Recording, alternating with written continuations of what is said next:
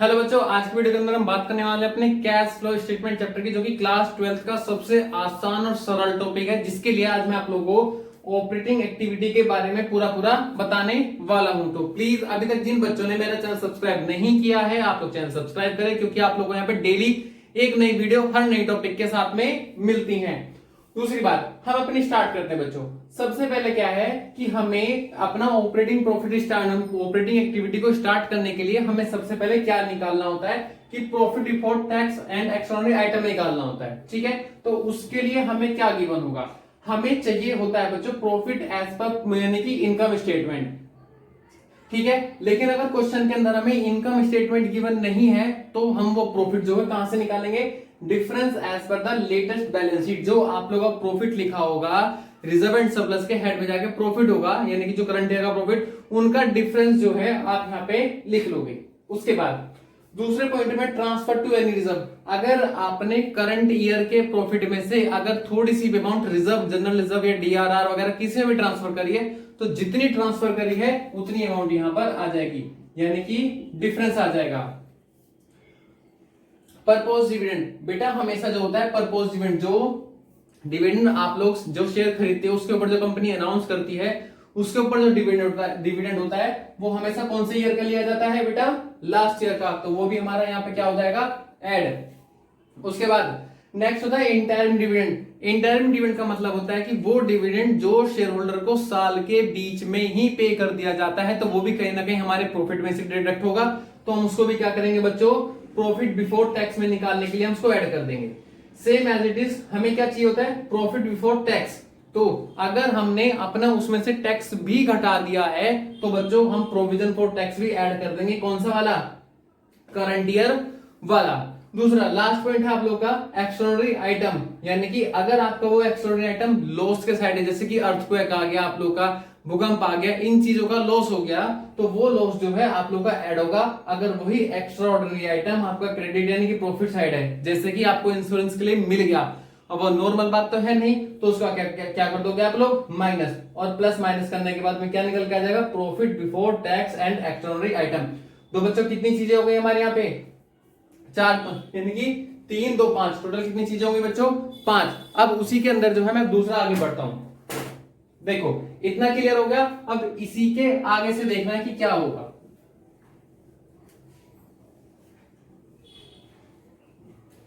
ठीक है बच्चों, अब उसी के आगे देखो क्या क्या कौन कौन सी चीजें ऐड होंगी। प्लस नॉन कैश एक्सपेंस और नॉन ऑपरेटिंग एक्सपेंस ऐड होंगे। बच्चों इसी का जस्ट नीचे लिखना है, हालांकि मैं लाइन भी आप लोगों के लिए रफ कर देता हूं। ठीक है, अब नॉन कैश एक्सपेंस जैसे कि आप लोग का डेप्रिसिएशन हो गया, एमोटाइजेशन ऑफ गुडविल हो गया। ठीक है बच्चों, यानी कि ये नॉन कैश एक्सपेंस होते हैं, वो खर्चा जो प्रॉफिट एंड लॉस में घट चुका है लेकिन उसकी कैश पेमेंट नहीं होती, तो उसको हम क्या कर देंगे, ऐड कर देंगे। और नॉन ऑपरेटिंग एक्सपेंसेस कैसे होते हैं, जैसे कि हमारा इंटरेस्ट पेमेंट, इंटरेस्ट की पेमेंट हो गई हमारी। ठीक है बच्चों, आगे loss on sale of assets, ये भी हमारा कैसा बच्चों, non operating non cash expense है, तो हम सबको क्या करेंगे, ऐड करेंगे। माइनस, इसमें से माइनस क्या करना है, नॉन कैश इनकम और non operating income.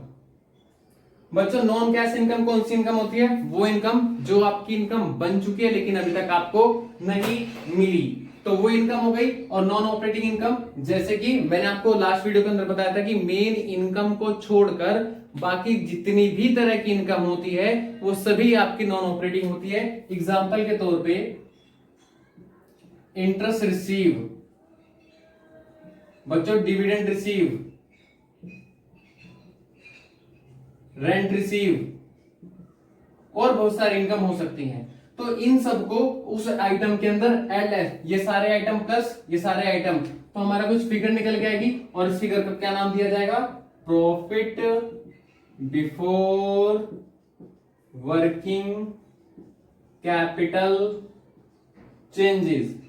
Profit before working capital changes हमारा निकल कर आ गया। अब यानी कि एक पार्ट तो वो हो गया था जिसमें net profit before tax and extraordinary item निकाला था पहला। उसके अंदर कितने पार्ट थे हमारे? 5। पहला transfer to reserve, provision for tax, propose dividend, interim dividend, और 5वां था हमारा एक्सट्राऑर्डिनरी आइटम। उन 5 को आइटम को एडजस्ट करके क्या निकल के आता था हमारा? Operating sorry profit before tax and extraordinary item. जबकि अब उसी के आगे नॉन कैश एक्सपेंस और नॉन ऑपरेटिंग एक्सपेंसेस को ऐड करेंगे, नॉन कैश इनकम और नॉन ऑपरेटिंग इनकम को माइनस करेंगे, तो जो हमारा आंसर निकल के आएगा profit before working capital changes. ठीक है, अब इसी के आगे दूसरा पॉइंट भी स्टार्ट होगा। बच्चों लाइट गड़बड़ कर रही है। इसी के आगे 2 स्टेप हो गए मेरे। इसी के आगे लिखना है, अब देखो करंट एसेट्स है और बच्चों आप लोगों की क्या है? Current liability. लेकिन कुछ थोड़ी सी और, करंट एसेट्स के अंदर सारी करंट एसेट्स कुछ छोड़कर, एक्सेप्ट कौन कौन सी छोड़ के? कैश, बैंक, करंट इन्वेस्टमेंट, इन तीनों को एसेट्स को छोड़कर बाकी जितनी भी करंट एसेट्स है, डेटर के बाद में स्टॉक, जितनी भी चीजें, वो सारी आपकी 2 चीजें होंगी, या तो वो इंक्रीज करेंगी या फिर वो डिक्रीज करेंगी। अब अगर करंट एसेट्स है सेम एज इट इज हमारी करंट लायबिलिटी है, लेकिन इसके अंदर भी बेटा कुछ चीजों को छोड़कर, एक्सेप्ट बैंक ओवरड्राफ्ट, इसके अलावा ये भी चीज क्या करेगी? या तो इंक्रीज करेगी या फिर ये क्या करेगी बच्चों? डिक्रीज करेगी। करंट लायबिलिटी के साथ में पॉजिटिव रिलेशन है, जबकि इसके साथ में नेगेटिव है। अगर ये बढ़ती आपकी, ये बढ़ेगी, नेगेटिव का मतलब अगर ये बढ़ती है तो घटेगी और घटेगी तो ये बढ़ेगी। जबकि करंट लायबिलिटी के साथ में कैसा रिलेशन? पॉजिटिव, बढ़ेगी तो ऐड कर देना, घटेगी तो माइनस कर देना। सर समझ नहीं आ रहा, बटना कटना। देखो बच्चों, मान लो ये बैलेंस शीट है आपकी, यहाँ पे 2017 की फिगर है, यहाँ 2018 की है, और यहाँ पे लिखा है जैसे कि क्रेडिटर 100 रुपए 120। ठीक है, ये देखो 2017 से 2018 पे ये बढ़ रहा है घट रहा है? 100 से 120 हो गया, तो 20 रुपए बढ़ रहा है, तो बच्चों हम बढ़ रही है ना हमारी, तो बढ़ने पे देखो क्या हो जाएगा? बढ़ा देंगे। ठीक है, मान लो सेम एज इट इज यहाँ पे क्या लिखा है बच्चों? डेटर, यहां से यहां बढ़ रहे हैं 20 रुपए के, तो बढ़ने पे क्या होगा? देखो इंक्रीज पे, यानी कि डेटर हमारे क्या हो जाएंगे बच्चों? माइनस हो जाएंगे। और इसी तरीके से हमें करना है सारी चीजें। उसके बाद अगर इतना हो जाता है तो इसके बाद आप लोगों का निकल के आता है कैश जनरेटेड बिफोर टैक्स। इन चारों आइटम को एडजस्ट करने के बाद निकल के आता हमारा कैश जनरेटेड बिफोर टैक्स। अब उसमें से क्या करेंगे बच्चों? हमारी जो टैक्स होगा, टैक्स ब्रैकेट में पेड, जितना भी आपने टैक्स की पेमेंट करी होगी उसको क्या कर देंगे बच्चों? हम माइनस कर देंगे और हमारा आंसर निकल कर आएगा। लेकिन उस आंसर के निकालने से पहले एक छोटी सी चीज और, प्लस और minus. Extra ordinary item 2 given होंगे, कौन कौन से? या तो हमारा एक्सपेंस यानी कि लॉस होगा, या हमारा क्या होगा?